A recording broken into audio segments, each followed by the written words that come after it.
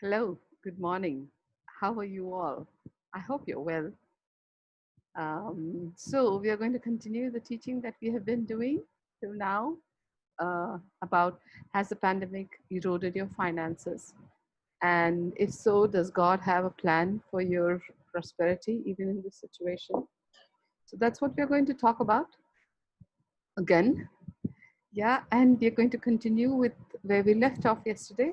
Yesterday, we were in a parable or a story. A parable is a story that Jesus was talking about. Jesus was relating to people in the book of Mark, chapter 4. Okay, so let's go there. Let's go to Mark 4 and listen to what Jesus talked about.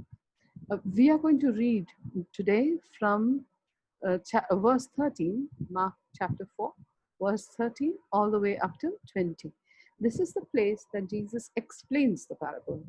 So, explains the story. So, here goes.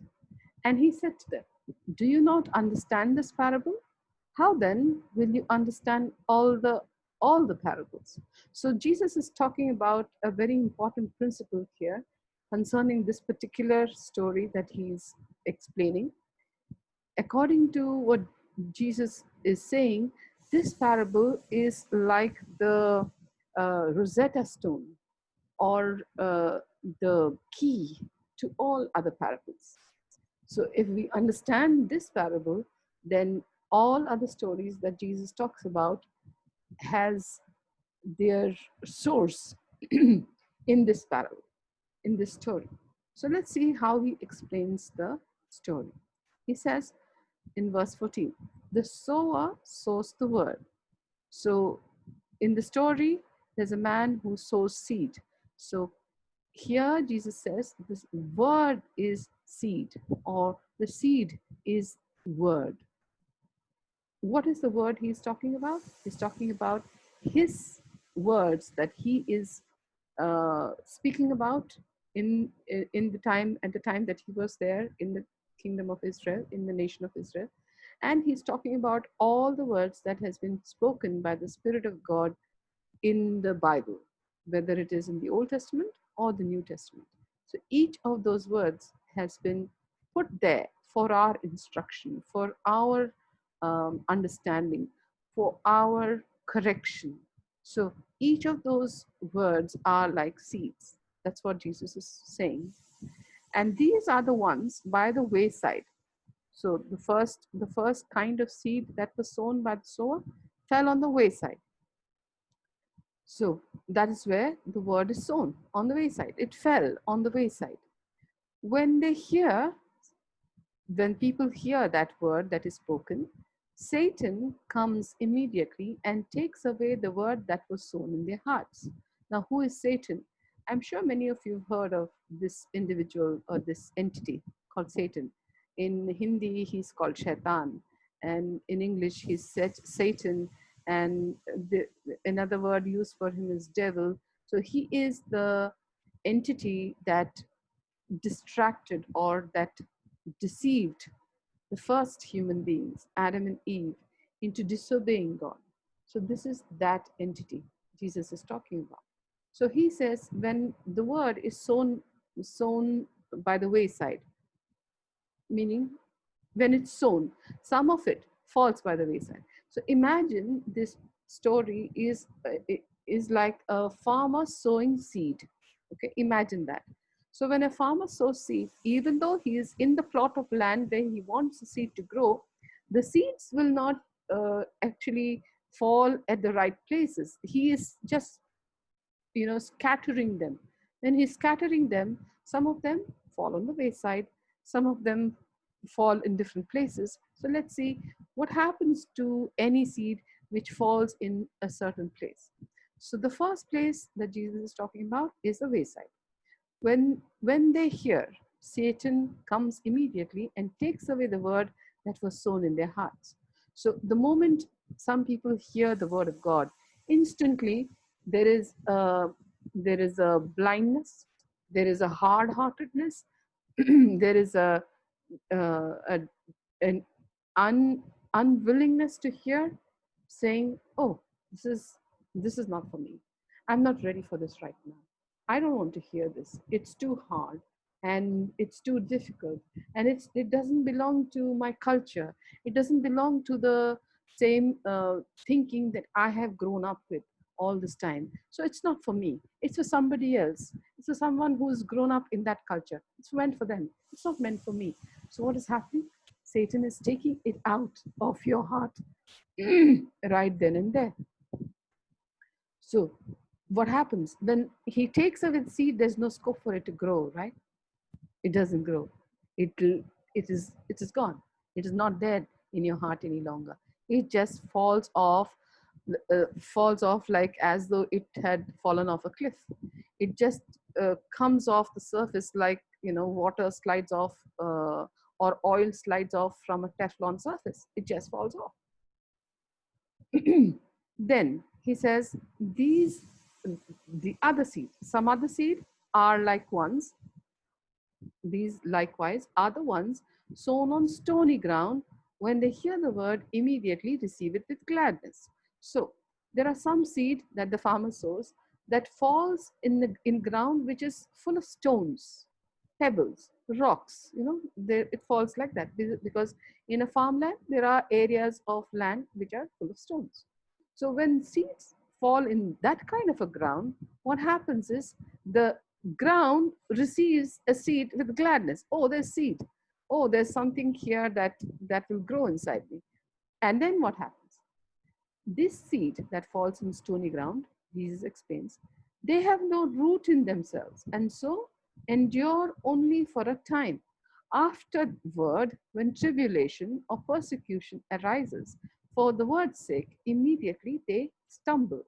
So the seeds that fall in stony ground, at first they are instantly very, um, very enthusiastic. So there's ground, they let out roots and they start to grow, and then there is so much of happiness, and suddenly it's as though from out of nowhere trouble comes their way. Tribulation means trouble. Trouble comes in their path, and persecution meaning somebody or something uh, harasses them for listening to the word of Jesus. So they when they face that, they find it difficult for to sustain the word. They find it difficult to cling on to it. They find it difficult to continue to obey it because they are too afraid or um, too pained by the troubles, too pained by the persecution. They don't want to face that trouble. They don't want to face that um contrariness to their faith. They don't want to face it. So when that happens, they stumble. And this persecution and this tribulation, this trouble and persecution comes because of the word's sake. You see, in the wayside, Satan didn't have to do a lot to take the seed away. He just takes it away. He doesn't have to do a lot of work. Here, because there is some amount of softness in the heart of the person who's listening in the stony ground, there's some soil, right? The soil is not all hard. The heart is not all hard. The words of Jesus has created a certain softness in the heart, and because of which they will receive the word. But what happens is, because of the word, the enemy or Satan sends trouble their way, sends persecution their way, so that the word has no chance to take root. And because there is a little part of their hearts which softened by the word of Jesus, that little part is not enough for the word to seep in and create faith. Remember our reference to Romans 10:17 yesterday, where we talked about faith comes from hearing, and hearing by the word of God. Now, can you see the correlation? Whenever word is spoken, it starts to grow in you. It starts to grow faith in you. But if you are faced by trouble and persecution, and your eyes move their focus from the word and start to focus on the trouble and on the harsh reality of obeying Jesus in this world, of following Jesus in this world, that if that becomes your focus, then you are not going to be able to follow through. You're not going to be able to follow Jesus. When that happens, the faith has no scope to grow, right? Now, this is the second kind of seed. Now, let's talk about the third kind of seed. Jesus talks about a third kind of seed in verse 18. He says, now, these are the ones sown among thorns. They are the ones who hear the word, and the cares of this world and the deceitfulness of riches, and the desires for other things entering in choke the word, and it becomes unfruitful. Now, the third kind of uh, ground that he talks about is ground where there are thorns. In a field, there is good soil, and there is thorny areas where there are shrubs full of thorns, and then there are rocky or stony areas, and then there is a wayside. So we've dealt with the wayside seeds already, and we have already dealt with the seeds which grow in the stony ground. Now comes the seed which has been put in thorny ground, where there are thorn bushes around. Okay, now Jesus is comparing these thorns to things like the cares of this world. Meaning, what are the cares of this world? Cares about adequate food, adequate shelter, adequate clothes, adequate money. Those are the things that bother us, and those are the things that we want to be at a certain level for us to feel comfortable. And then he talks about the deceitfulness of riches.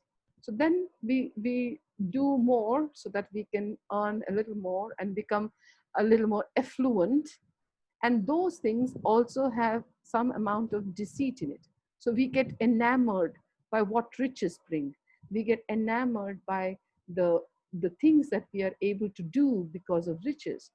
Deceitfulness of riches. Riches is not what's the issue. It's the deceit that riches bring.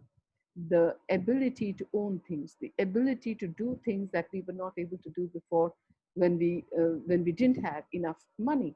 So all those things, and desires for other things, desires for entertainment. And not that entertainment is wrong, but you know how we are as human beings, we like overdo everything. If we like one thing, we overdo it. We like watching TV, we watch too much of it. We like reading a book, we read too much of it. We like shopping, we do too much of it. Everything is too much because our desire, we desire it so much that we crave for that more than other things that are necessary. Yeah. So that those are the kind of things: cares of this world, the deceitfulness of riches, and desires for other things, they choke the word. So the word of God is choked.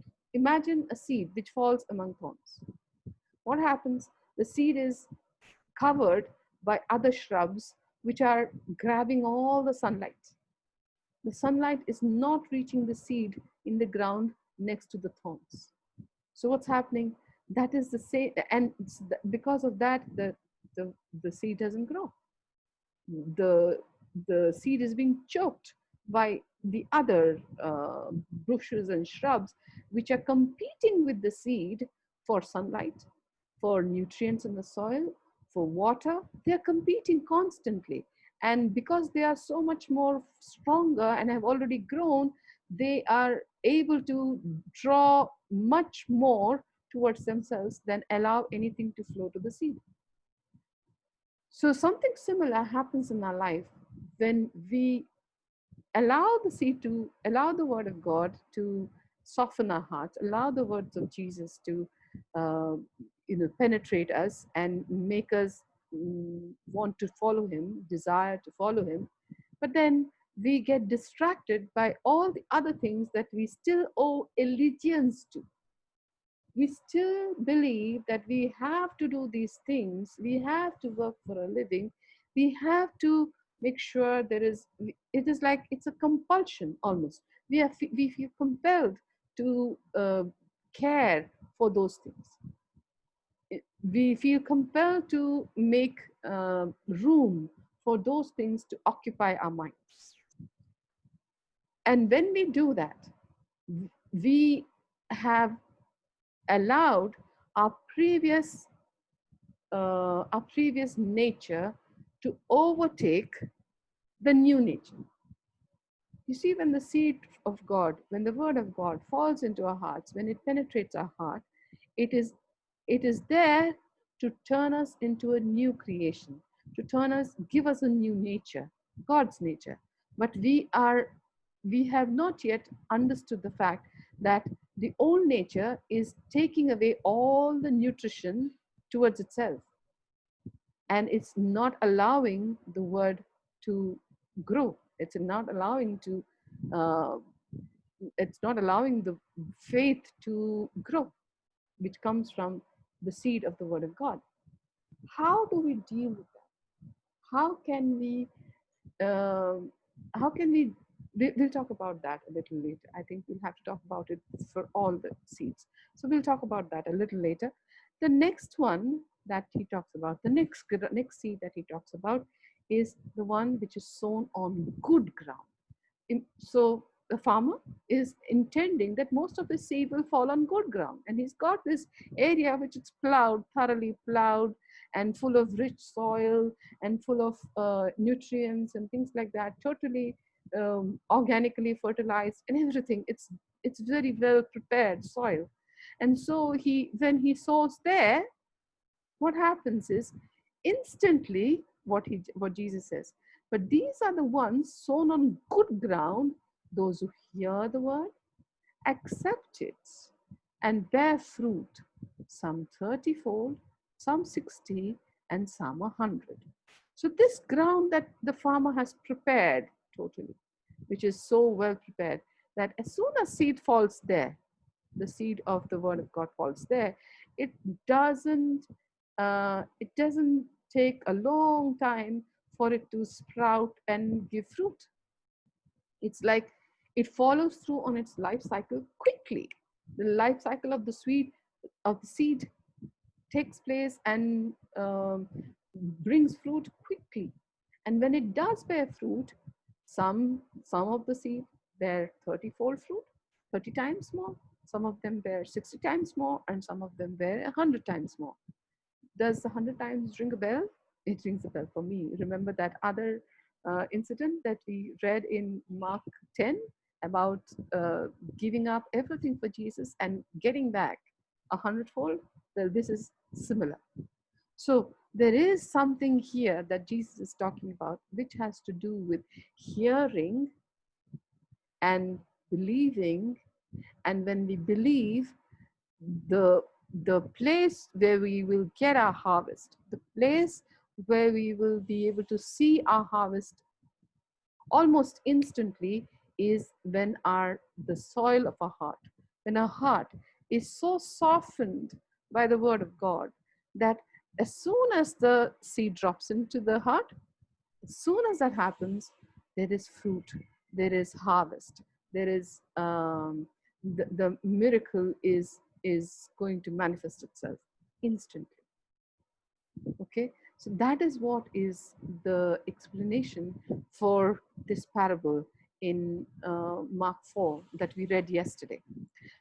Well, we have to explore this a little more, but I don't want to do that right away. I would like to do it tomorrow, because I have a feeling when videos are too long, people don't have time to watch it. So I would rather that we come back to it tomorrow and go over all those kind of grounds and see how, as a believer, can I mitigate the conditions that are working against me. Yeah, that are working against me to keep my faith from growing. Right? That's what we're going to talk about tomorrow. We'll do that. So thank you so much for watching today, and I hope you enjoyed the explanation of the parable that Jesus told in the verses that we quoted yesterday from 1 to 9. Right? And if you like what you heard, I would say that you would start sowing. Now, giving can be very similar to sowing. Okay, start sowing into your heart. What are you going to sow into your heart? The word of God. So begin to sow in your hearts. And as you begin to sow, you will see that the faith that you started out with when you heard about what Jesus did for you on the cross and you believed in him, that faith will continue to grow and will make the other seeds of the word of God bear fruit. Okay, and if you were encouraged by today's teaching, do share the video ahead, and do like the video, do subscribe to the channel, and do press the bell icon. And if you were really encouraged by what you heard today, do give, not just to this channel, and to somebody else. Find somebody that you want to give to and give to them. And believe, begin to believe that what Jesus spoke about in Mark 10, that when you give for Jesus' sake, you will reap 100-fold. That is the word that you need to allow to penetrate your heart and work its way out into a harvest. Okay, and if you like what you heard on this channel, do consider giving to this channel. Like I keep telling you every day, you can give via PhonePe to the number 93554-71129. And if you do give for any amount, I will send you a thank you gift in the form of a free ebook. So to receive that ebook, you will have to send me your name, your number, and your email to the email ID of this channel, which is stkog channel 2020 @gmail.com. Do send your details there, and I will immediately send across the free ebook to you. Okay, thank you so much for listening to me. Have a great day, and I'll see you tomorrow. Take care. Bye-bye.